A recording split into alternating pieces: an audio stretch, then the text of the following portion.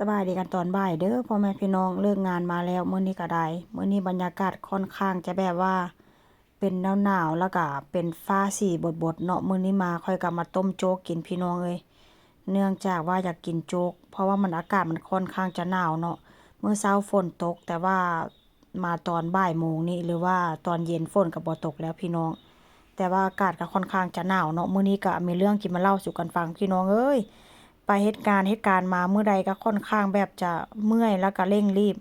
เมื่อยนำงานพอแล้วยังเมื่อยนำคนพี่น้องเอ้ยไปเฮ็ดงานนำคนโคลอมเบียพี่น้องเขาจะเอาเปรียบอันงานที่แบบว่าหัวหน้าบอกให้นางเฮ็ดนางก็บ่เฮ็ดเนาะนางก็มาทิ่มให้ค่อยเฮ็ดหมดพี่น้องเอ้ยค่อยทนพฤติกรรมนางนี่มาประมาณได้เดือนกว่าละเดือนกับ2อาทิตย์แต่ว่ามาเมื่อวานนี้เนาะธรรมดานะอันค่อยเข้างาน6:30ค่อยต้องเลิกประมาณ4ทุ่ม เวียกหั้นบ่แล้วพี่น้องจนฮอด5ทุ่มเนาะค่อยก็เลยโทรหาหัวหน้าหัวหน้าก็หายว่าโทรมายังมันยังดึกดื่นๆมันดึกมันดื่นบ่ต้องโทรมาตอนนี้ว่าซั่นก็บ่ได้โทรดอกพี่น้องส่งข้อความไปเนาะแต่ว่าหัวหน้าก็บอกว่าบ่ต้องส่งข้อความมาเวลานี้นะเพราะว่าหยังถ้าหากว่าส่งข้อความมาเวลานี้โทรศัพท์มันอยู่กับหัวหน้าหั้นตลอด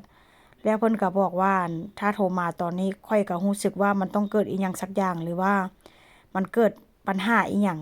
ก็ธรรมดาเนาะพี่น้องเพราะว่าเขาเจ้าต้องตื่นไปเฮ็ดงานแต่เช้า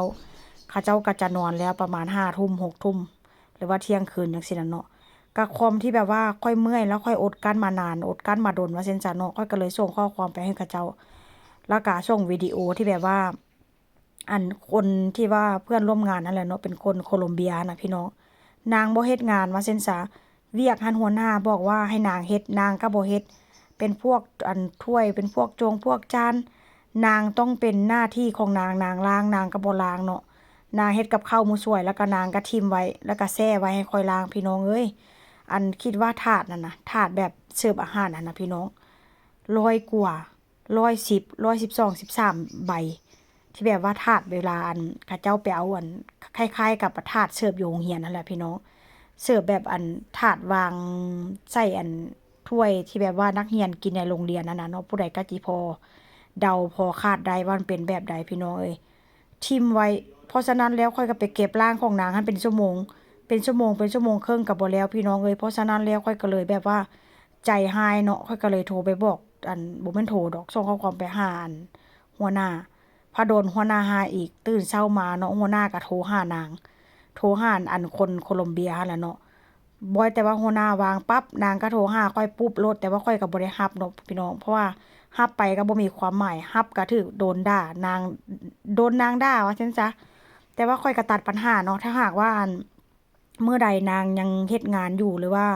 ข้อยก็ที่แบบว่ายังเฮ็ดงานนำนางอยู่หั้นน่ะข้อยก็สิบอกหัวหน้าข้อยก็สิลาออก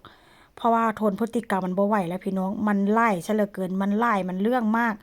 ยุ่งยากเพราะว่าเฮ็ดงานนำกันเทื่อใดนี่ นางจะบ่ค่อยเฮ็ดน่ะนางจะแบบคนช้าแล้วก็ค่อยเตื่อยค่อยไต่ทันว่าเต่าหรือว่าอันห้อยก็ยังไวก่อนพี่น้องความว่านางขี้คร้านนั่นก็ตั้งแต่เกิดมาข้อยก็บ่เคยเห็นพี่น้องเอ้ยทั้งขี้คร้านทั้งเอาเปรียบหมู่อยากได้เงินแต่บ่อยากเฮ็ดงาน